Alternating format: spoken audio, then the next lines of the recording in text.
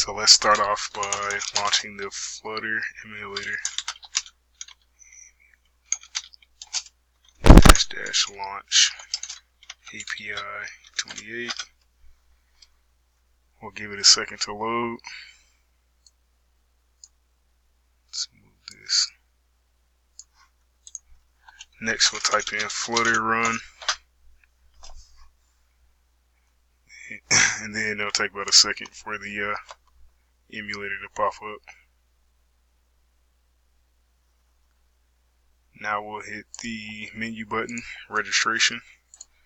Here's our registration page.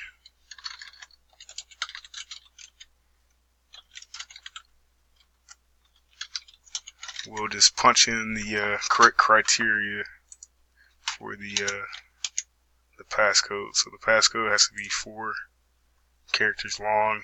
Email has to have an @ and a dot. Age has to be like greater than 0. So we'll click one of these.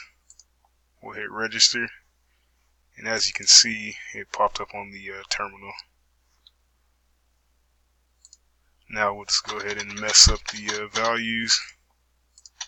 It says not valid, too short, needs to be 4 characters,